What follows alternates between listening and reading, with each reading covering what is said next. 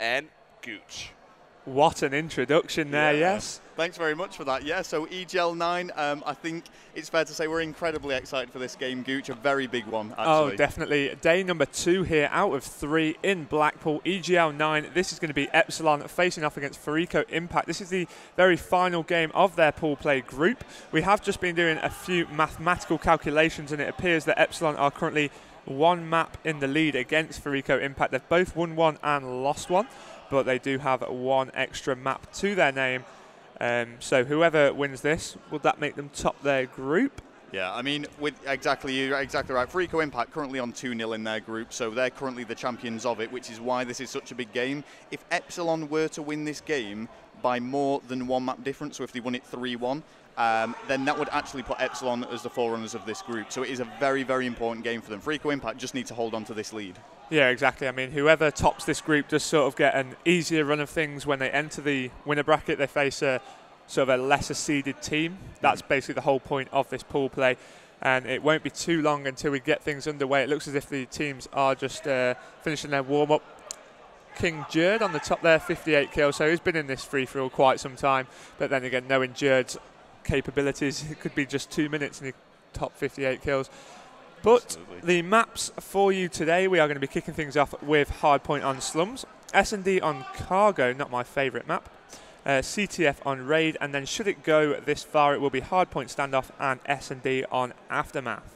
Yeah, and I mean, just reviewing the Pool B as well, which is where these teams fall into, we've actually got the full lineup as Fariko Impact, Epsilon, Cloud, and EQ. And just to give you a bit of a breakdown of it all now, we've got, as we said, Fariko Impact on 2-0, Epsilon and Cloud both on 1-1, and EQ currently trailing with 0 wins and 2 losses. But the map difference is what this is all going to boil down to, because Fariko Impact currently 6 maps won, 2 lost, Epsilon 5 maps won, 3 lost, Cloud 3 maps won, 5 lost, and EQ 2 maps won, 6 lost. I think it's fair to say EQ are in a little bit of trouble there at the bottom. See, it's surprising how the 2 maps that Equilibrium did actually take were against the Fariko Impact lineup, but not taking anything away from them. Of course, this is still pool play. They will enter into the winner bracket at the same stage as everybody else. However, it will just be against a more tough opposition. Yeah, and we're basically coming to the end of the pool play matches today, actually, which is where the top 16 pool play teams will then enter winner bracket round number 3 to join up with the actual main tournament, as it were. So it's going to be really interesting to see what these teams get seeded and how the bracket pans out, because no one really knows who they're going to be playing next. No, exactly. So that is just one thing that time will only tell. But one thing I can guarantee for certain is going to be an epic weekend of Call of Duty action here, brought to you by Turtle Beach, Mad Cats and EGL here in Blackpool. Okay, well, it is Hardpoint Slums, as you've said, and we've seen a few Hardpoint Slums, actually. It's made its way into the first few rounds of pool play quite a bit, and it is one of my personal favourites. I mean, you see these massive pushes right to the middle of the map from the get-go, straight around that statue area, and it is fairly small and condensed, so there's a lot of close-quarter action. Yeah, exactly. I mean, you often find that straight push down in towards the middle. It's a lot about the spawn manipulation as well on Hardpoint. I mean, originally when you did see Hardpoint come into the rule set, it was our very first tournament back in November over here in the UK. You did just see a load of people throw themselves all at the Hardpoint. How times have changed. Yeah, I mean, I think a lot of credit does need to go to the American community in a way, because since them introducing themselves to EGL and the European scene and making an appearance, it does seem that we've stepped our game up a little bit, and, you know, we're really bringing the competition to them. Yeah, definitely. I mean, I don't think the sort of quality gap is quite as far as what everybody makes out. I think a lot of the top teams, Americans and EU, are just right up close together now. Well, I actually heard a little bit of the EQ interview that was taking place for Deserto in the staff room. You know, Fariko Impact were claiming they were a little bit jet-lagged, which is why they lost those first 2 maps. But they've been saying, you know, they should be able to wipe Epsilon away. So, you know, can they live up to the hype? Only time will tell. See, I was actually speaking to Fariko yesterday, and one of their maps was, of course, a map that they don't play in the American rule set. So I think they said that they'd only actually scrimmed it the 1 time. That was, of course, the Hardpoint Express. And also the Search and Destroy that EQ did manage to take off them. They said that they relaxed themselves a little bit. They said that they won't be making that mistake again in this tournament. They said that they started to perhaps underestimate them a little bit, and of course EQ brought their game to Fariko Impact, unfortunately losing out on that last map, Search and Destroy, which Fariko wanted to put beyond anybody's doubt. It was a 6-0 whitewash. Yeah, and just left to right there on the screen, we've got Jerd, Lucky, Sowers and McGee on the very end. Interesting, really. Lucky hasn't really competed that much at LAN level, but what's quite funny about it is he has only ever come first in online tournaments or LANs. He has got the very best record in competitive gaming. He's attended one LAN. That was the EU qualifying championships last weekend in Cologne. No, the weekend before, sorry. He actually won that with this Epsilon lineup. However, it was Excellence instead of Sowers on that roster. But what a record to have, eh? Well, absolutely, and you know, as we've said, it was the online qualifiers and the actual qualifiers themselves in Cologne in Germany to go to the LA Championship. So I believe as well from talking to him, he was quite the Call of Duty 4 player, but since then he's pretty much been very distant from the competitive scene, only recently making his return. And I mean, let's talk a little bit about Sowers, because he is what you could call a recent pickup to what was an all-Irish lineup. Previously a Prophecy player, which I suppose in itself tells you a little bit about him. Came off the back of victories at the likes of I-Series, very well achieved, been in the scene for a long time, going way back to the XL days for Call of Duty 4, and possibly, you know, you could argue the most experienced competitive player in that lineup, certainly. Oh yeah, without a doubt. I mean, Jerd's found his way into the UK LAN lineups. I think he's only attended three events. It's 3 or 4. It's not many at all, but he's really climbed through the rankings very quickly. Yeah, I mean, Jerd and Lucky still somewhat unexperienced in the LAN tournaments in comparison to McGee and Sowers, who, like you said, have both attended many LANs, won quite a few of themselves as well. But what a lineup, and of course Fariko Impact. I don't really think we do need too much introduction, but Parasite, Karma, Miracle and Killer are your right through to left. They of course won MLG Dallas only a couple of weeks ago, only dropping, I believe, was it one map throughout their whole tournament? It wasn't much. I don't know if they actually lost 2, but you know, it wasn't much at all. And you know, winning MLG, it's not a small feat at all.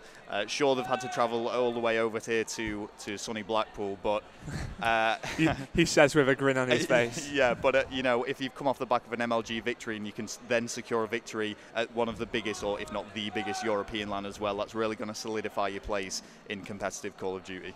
Yeah, I mean, I was speaking to Killer yesterday, and he said this is not necessarily a warm-up, but they want to face off against as many different teams, find as many different maps and strategies as possible for LA COD Championships next weekend, which of course will be one hell of a weekend, but this one has got to come out of the way first. So they are treating this somewhat as practice. Of course, they have travelled all this way to win. They will not be happy if they lose, but...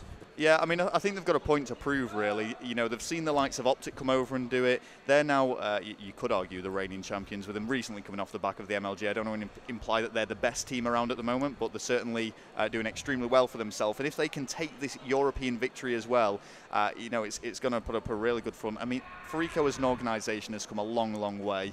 Oh, definitely, yeah. They've got 3 teams actually attending the LA Championships, the Call of Duty World Championships rather, and they're really making a big impact here at EGL. But with that said, Fariko Dragons actually struggling a little bit in their group, only winning 1 game in Pool C, losing against both the tech lineups.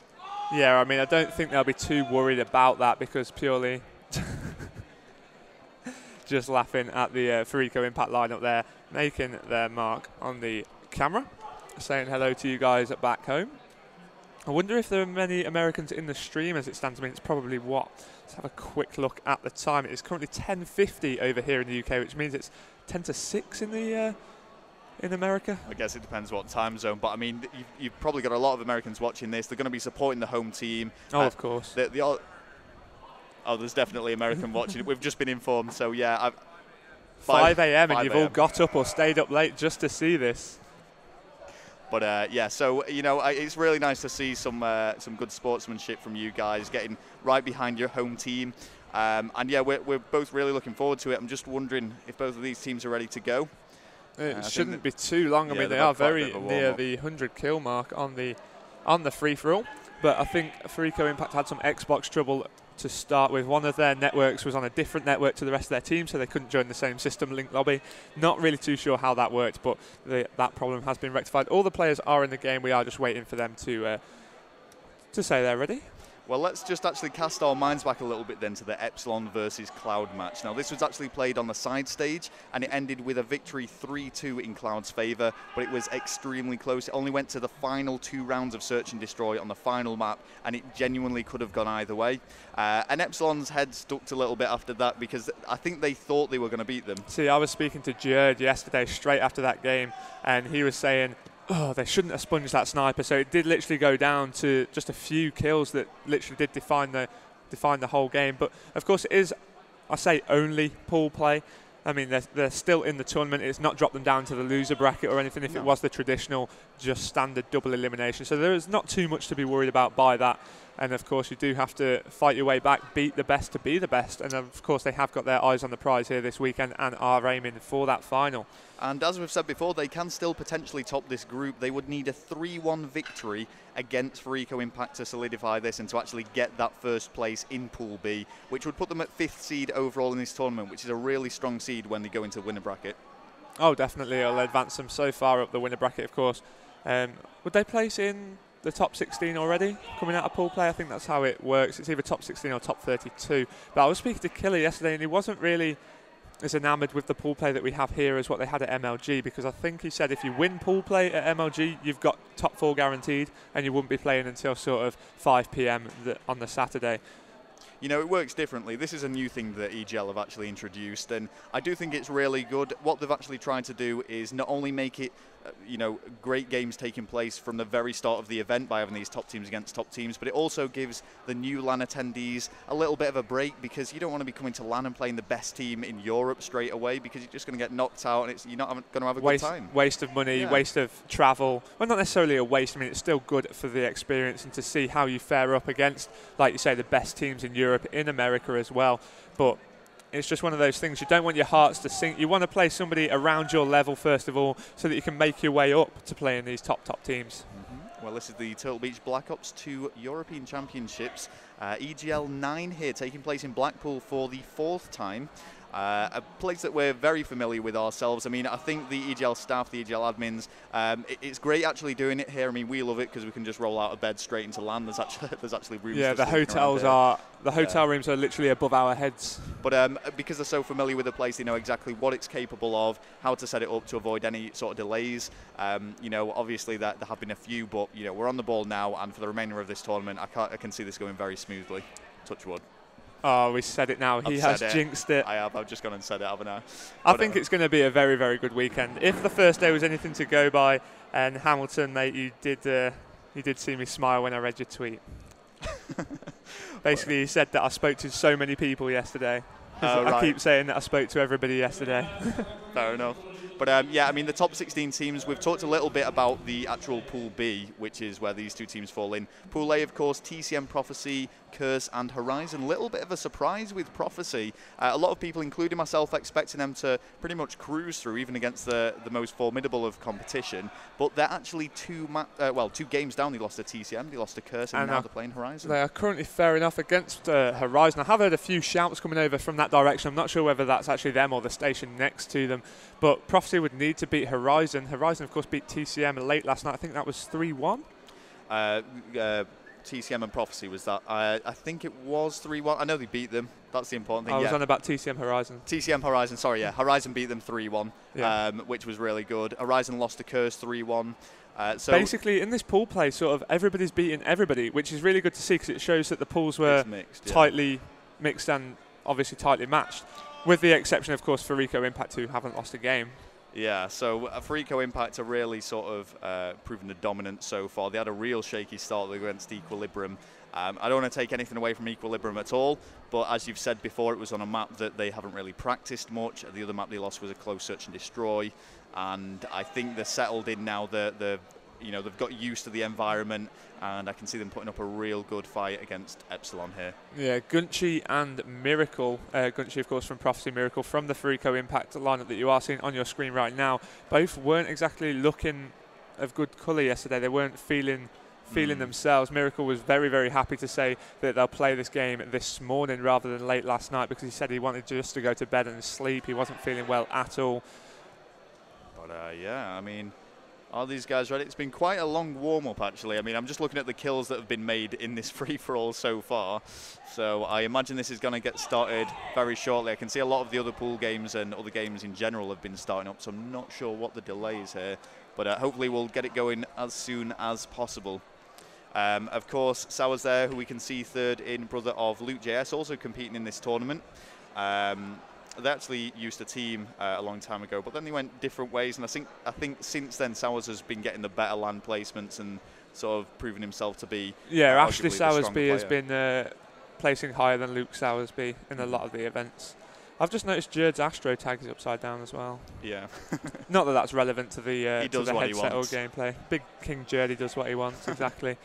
But yes, the three of this lineup, of course, being Irish. There's not really that many Irish players actually that come over, so it's nice to see a lot of talent coming over from what you could argue as being quite a small community in Ireland. Well, I wouldn't necessarily say that it's a small community. It's just the fact that it's a lot of travelling to be able to compete, because there isn't many competitive events in Ireland itself. Yeah. So it would mean that they'd always have to travel over to the UK, which, of course, like I said, all of Jerd's events have been in the UK, with the exception of Cologne and, of course, LA next weekend. Big McGee has come over here quite some times.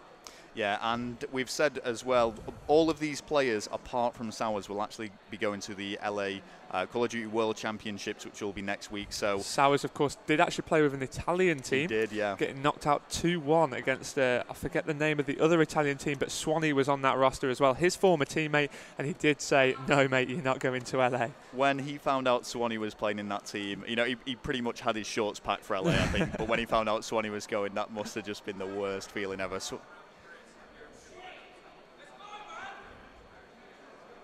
Okay. Yeah. So, I mean, what we actually wanted to touch on a little bit then was Clayster. Very interesting decision made by him, causing a bit of controversy over Twitter and other social media, has actually chosen 3 European or UK players to go and team with him at the World Championships. It's very interesting how a lot of these players have chosen UK players to actually team with. I mean, all of the sort of rest of the European teams have had a UK player in. I mean, your brother, he played for a Swedish team trying Lemon Dogs, yeah. Yeah, exactly. And a lot of other teams have done this as well. Like we said, the Italian teams, one picked up Sours, one picked up Swanee, both UK players, both top players. So it's very interesting to see the way that a lot of teams are looking to the UK for this experience and for this high level of competition that they will bring to a team. I mean, there has been quite a bit of debate in the fact that only one UK team has been given the opportunity to attend LA, and you can sort of see from the fact that a lot of the other European teams are making use of the pickup rule by selecting UK players to go along and team with them, that it's caused an issue, because there is a lot of talent in the Call of Duty arena in the UK. We've said Sours featured in an Italian lineup, Swanee has, Momo did as well, featuring in the Swedish one. We've got 3 of the European players going over with Clayster now. We've got Excellence teaming with Epsilon, and it's just UK player after UK player being a pickup. So it's quite interesting to actually see that, really, and I think it has caused a few issues. Just touching back on the Clayster issue as well, we said there was a lot of controversy on Twitter. I'm not going to name any names, but I think there was some people who were fairly certain that they would definitely be attending the event with him. But yeah, he's looked across the pond to actually pick up his 3 players, and best of luck to them. Yeah, exactly. And now it is looking like we are going to be getting things underway here. The free-for-all that they were currently playing has been ended, so it looks as if we are going to be setting